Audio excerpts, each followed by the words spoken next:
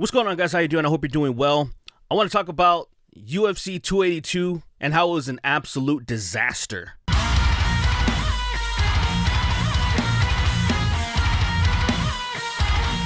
Supreme victory. So I guess saying it was an absolute disaster is a little unfair because most of the card, the prelims, were great. Finishes all around, which was really awesome. It was really until the co-main event and the main event where things got really weird, right? So if you guys have been paying attention, Paddy Pimblett was in the co-main event and he was fighting Gordon. And here's the thing that was really interesting. I was a fan of Paddy Pimblett. Really, if you were paying attention to what happened with him and Ariel Helwani, and I'll just kind of give a little bit of background if people weren't paying attention to that. But if you are a fan of MMA, if you're a fan of the UFC, you probably do know what was happening. But Ariel Helwani, who is a MMA journalist, he's consecutively won MMA Journalist of the Year for 13 years in a row. He basically was Paddy Pimblett's biggest fan, has been hyping him up since before Paddy was even in the UFC. He was fighting at Cage Warriors, which is a local promotion in England. And just out of nowhere, Dana White goes on Paddy's podcast, and then Paddy's just trashing Ariel. And of course, Ariel, his biggest hater is Dana White. So everybody's like, oh, obviously Paddy's just sucking up to the boss Dana, right? And basically Paddy was just lying about a bunch of stuff. There's over an hour long video on Ariel's, you can find it if you just type in Ariel Helwani responds to Paddy or whatever, and you can see the whole thing, because I'm not going to cover that whole thing. But basically, Ariel debunks everything that Paddy was saying, basically proving that Paddy's a liar, and basically was just sucking up to Dana. So going into that, I was like, man, Paddy needs to be humbled, because what's going on he wasn't like this. Like, it seems like all the fame and everything's going to his head. And so people kind of wanted the hype train derailed. And when you watch the fight, unanimously everybody was kind of saying that, oh, Gordon definitely won. It should have been unanimous decision for Gordon, if anything, or at least if there was a little bit of fuckery, like just a split decision for Paddy. And I think people would have been annoyed, but they still would have just kind of forgotten about it. But it was a unanimous decision for Paddy, and everybody was tripping. Everyone. I had not seen a single person other than like a person that is a huge fan of Paddy that is just riding his jockstrap to be like, oh, he won. Everybody else was like, no, Paddy lost. What's going on here? It seems like some pure corruption. Like everybody's kind of speculated this before. I speculated a little bit, but at the same time, I would never be for sure. I would just kind of make jabs and stuff that, oh, maybe the judges are as corrupt as how it is in boxing, like provable. We've seen instances, lots of corruption in boxing. And mixed martial arts, we're like, I'm not too sure. Sometimes you would see the questionable decisions would be like, well, who would benefit from this decision? You would see weird stuff like that. So then you weren't 100% sure. I remember seeing, I don't remember who Holly Holm fought. I can't remember her name right now, but she was a Brazilian. And it seemed like, I was like, all right, Holly Holm had to have won, because the first thing that they judge on, right, is damage. And then after that, it's control time, and then it trickles down from there. And so when Holly Holm fought, it was a fight night. Holly did not have any visible damage on her face. She did get hit more, but she wasn't damaged. And this is what people always try to, like, argue. For example, like, say, when Petr Yan fought Sean O'Malley, and then Petr Yan had more visible damage on his face, even though it seemed like Petr Yan did way more to earn the victory, but he didn't win. So it must be visible damage then. So Holly Holm didn't have visible damage, and she had infinitely more octagon control time. She had more strikes, significant strikes. She still lost. And the only thing was like, okay, why would she lose? Why would this happen? And we just speculated that, well, they probably want this Brazilian fighter to be on the Brazilian card, and Holly Holm is like, I think she's like 40 or something. They just kind of like, it just seemed like there was possibly some corruption could have been there. There's other instances, but that was a really fresh one. And then so you have an instance like this with Paddy. He's being pushed, and then he's obviously favorited by Dana White. He's being pushed, and then so it would really benefit for Paddy to win. Him losing would be a big blow to the UFC because this is like the new star that's being created. So it would make sense to make sure he wins. You know, if there is a decision, if you didn't get finished, then you're going to win the decision because everybody, I didn't see one person who is reputable, who is credible, people that are in the fight game, people that are within the UFC now, judges that weren't judging that night, all of the MMA media, all unanimously were like, Paddy did not win that fight. So it was really weird to see this. It's one of the things that a lot of people lost a lot of faith and a lot of respect for the organization, thinking that, well, this seems like pure favoritism and corruption. It would be nice if there was some type of investigation, but I don't think that's going to happen. It seems it's been like this for a while. It just seemed like one of the more blatant ones. We've seen some stuff go wildly wrong, too. Like when the Leech fought Daniel Rodriguez, and everyone was like, oh, the Leech definitely won that. So what was that? Even Daniel Rodriguez knew himself. And the thing that was weird, though, Paddy was like the only one, too, that was like, oh, I definitely won that. How could anybody thought that I didn't win that? Which is just showing how delusional he is. Him lying about Ariel, lying about a lot of stuff. It was actually demonstrated that he was lying about grappling and rolling with Gordon before. And saying that, oh, I tapped him out each time, so if we went to the ground, because basically Gordon's a good wrestler, and he's a brown belt in jiu-jitsu, so it wasn't like, oh, it's going to be a cakewalk if they take the fight to the ground. And that's what Bisping was interviewing Paddy about. And then Paddy was just lying his ass off, saying that, oh, I already dealt with him, he's easy. And then Bisping did investigation and was talking to Gordon, and it was like, I never did that. Like, we never... So basically, Bisping investigating, talking to Jared Gordon, it was like, Paddy's just seems like a compulsive liar right now. I don't know if he's always been this way, and we're just noticing, or who knows. But it's just weird what's happening with that. So that left a really huge sour taste in everybody's mouth. You know, the event was already weird because of what happened before. Like, I should have maybe started on the top with this. But it was supposed to be Yuri Prochazka versus Glover Teixeira, number 2, right? Then Glover, so Yuri tears his shoulder, and then Glover didn't step in because he didn't want to fight Ankalaev in such a short notice. He wanted to fight him in Brazil to properly prepare for a southpaw, which I thought was fair. But Dana and them were like, no, you either take this fight now or you don't get it. And so that was pretty messed up. But what happened with the results, I guess it's not so messed up because what happened was an absolute disaster in the finish too. So you had Jan Blachowicz, who was the former light heavyweight champion.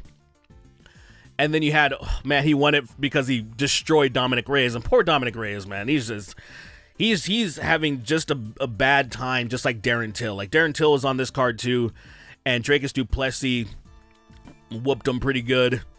And Darren Till, man, who knows if he's going to come back from that or not. But, so Jan Blachowicz wins the light heavyweight title a while ago, loses it. Now he's having another opportunity because of all this freak show that happened. Because Jan Blachowicz versus Magomed Ankalaev was just supposed to be a number 1 contender match. Like, who's going to fight for the champion down the road. And so the fight starts off pretty interesting. And here's the weird thing about Magomed Ankalaev. He is obviously from Dagestan, just by hearing his name and then his beard without the mustache. So you know he's a fantastic wrestler because that's what they do over there. Chooses not to wrestle, even in all these fights in the UFC. Barely grapples. He likes to strike, and he's a good striker. But say against Jan Blachowicz, which Jan is not good on the ground at all, you would think, oh, just wrestle him and then you'll dominate the fight. That's not what happened at first. Ankalaev, against his coach's wishes, is just standing up with Jan, and Jan's a great kickboxer, and Jan has extremely fast feet and strong feet. And Jan beat up Ankalaev's legs to the point where Ankalaev couldn't strike with him anymore. And this is where I was a little bit disappointed because, biasly, I wanted Jan Blachowicz to win. I like Jan. And if he would have pressed the action, if he would have pressed him, He was beating up the legs, and he should have just relentlessly, with a barrage, just beat him up. And then thrown those massive bombs, his legendary Polish power. But he was just still kind of pacing himself, and I was losing my mind. I'm like, dude, this is your chance. And then finally, Magomed's like, I have no choice. I have to wrestle. And so in rounds 4 and 5, when he just purely wrestled, he easily cleared those rounds. And it sucks that, like, Jan Blachowicz, he kind of screwed himself in the 5th round where he was so cautious about being taken down that he slipped and then got taken down anyway. Or he took himself down, essentially, by slipping, which was so disappointing. But I was also disappointed because I feel like Jan had the chance to really get him out of there if he would have really pressed him. But he didn't. He was just being patient, which worked to damage both of his legs, but at the same time, he didn't truly take advantage of it. So now, where the controversy comes in, at the end of the fight, a lot of people were like, okay, I think Magomed Ankalaev did enough. Maybe he won rounds 1, maybe? It wasn't clear, but a lot of people were like, well, they would have given it to him. And he clearly won 4 and 5, so that's 3 out of 5. He's going to be the new champion. And then it becomes a split draw decision, and everyone is just shocked. Everyone is confused. And if you look at some of the scorecards, you're like, wait, like Derek Clearly, who's one of the judges that a lot of people raise their eyebrows at a lot because he has a lot of weird decisions and a lot of stuff that he makes, is that he gave round 3 to Magomed Ankalaev, and then it was like, wait, the rounds where he got his legs pummeled to pieces? Like, this doesn't make any sense. Like, what fights? Because damage is the first criteria. In rounds 2 and 3, Ankalaev got his legs pummeled. That's damage. And it's like these people are like, are you talking about face only? So it's one of these things that it's so confusing when you know the criteria of based on what they judge on. And then all of a sudden you're like, wait, how could you possibly give that round to him? And then some people are like, wait, round 5 is not a 10-8 round. It was a dominant 10-9. But Jan Blachowicz didn't get his face beaten in. How could you can't count that as a 10? Basically, the judging was so weird that it ended up being a split draw, and everyone was just so like disappointed in the judges. Like, what happened? This cannot happen. And the thing that's unfortunate is that there's so many casual people that just want to watch like fights, that go to these things, that I feel like they're going to continue just doing it no matter what. So there will be no accountability. This poor judging, especially in the Nevada State Athletic Commission, is just going to continue to be poor. Like, a lot of people want to pretend like Nevada's the standard because that's like the fight capital, right? But they have some of the worst judging. Their judges are terrible. Like, say, a lot of people like to give New York trash because they're fairly new. They haven't had mixed martial arts legal to be, there for that long. So it's like they're still getting their stuff together. But Nevada is the capital. It should be the standard, and it's one of the worst. And it continues that. Like, when I think about some of the worst decisions, they've always been in Nevada, usually in the Apex and the T-Mobile Arena or whatever, and I'm just like, what the heck is going on with this sport, man? I can't say 100% with proof that there is corruption, but it just feels like it. And then the press conference with Dana, I couldn't wait for the media scrum. I was like, I can't wait to hear what Dana's got to say about this, because Dana's been very vocal about poor judging, because for those of you that don't know, the UFC has nothing to do with the judges. It's about the state. The state appoints all this stuff, so it's supposed to make sure that there isn't corruption. That's basically how it's supposed to be. Like, okay, if the UFC appoints its own judges and everything, it would be very easy to just pay them off and all this kind of stuff. That's why it's supposed to be separate. But Dana has complained about the judging a ton of times. He's been like, this, I didn't agree with that decision at all. Like, oh, when Piotr won, like, oh, Piotr definitely won that, or this, that, like, oh, he was on the wrong side of the decision, like, he definitely won, this has happened before. He's very vocal about that. Then all of a sudden, he's blaming everyone but the judges. So with Gordon and Paddy Pimblett. Why did I say Pimblett? I don't even know why I said that. But with that fight, the co-main event, Dana just trashes Gordon, saying, oh, he just didn't step on the gas. Like, you're not supposed to leave it in the hands of the judges, blah, blah, this, and that. And then Paddy himself in the interview, the post-fight interview, says, man, I beat him up in the first 2 rounds, and then I just coasted in the 3rd round because I already knew I was ahead. And Dana did not blame Paddy whatsoever. And Paddy's the one who said he did it. But he blames Gordon. And it's like, okay, now I'm a little bit even more suspicious. And then Dana's body language was all weird too. He was all looking around all weird. He wasn't confident until they got off these subjects. He became normal, confident, fiery Dana. But while he was talking about this, he did not seem like himself. And I'm like, dude, something's going on here. Something does seem actually weird. Like, I already know that the UFC is under investigation for illegal gambling because there was some fighters that were at this gym out of Kansas that were doing some really shady stuff. But I didn't think that had anything to do with Dana. You know, like he wasn't getting a slice of that pie. But this and investing in Paddy, it just seems way too weird.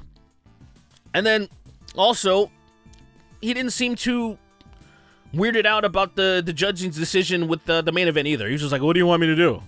And I'm like, this is not how Dana normally talks. So it's just really strange. I will say, though, I'm pretty sure Dana wanted a champion to be crowned for the light heavyweight.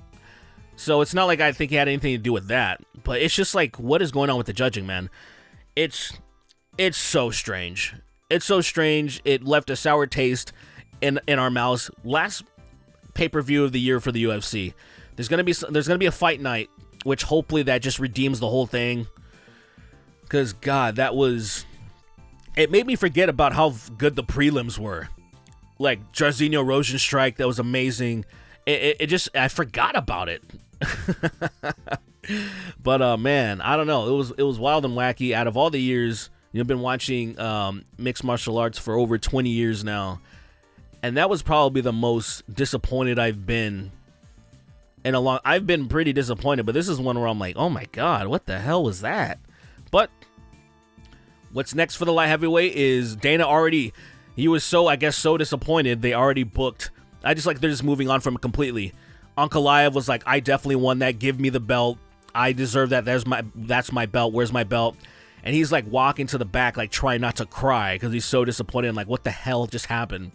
Right? And I feel for him because at the end of the day, I wouldn't have been upset with either way because round 1 was close. And then there was clearly 2 and 3 Blachowicz, 4 and 5 Ankalaev. So if the judges would have given it to either or, I would have been happy. I would have been like, that's cool, whatever. You know, but I'm more lean towards Ankalaev. I just feel like maybe he did a teeny bit more in the first. I don't know. But Ankalaev also is he's a counter striker.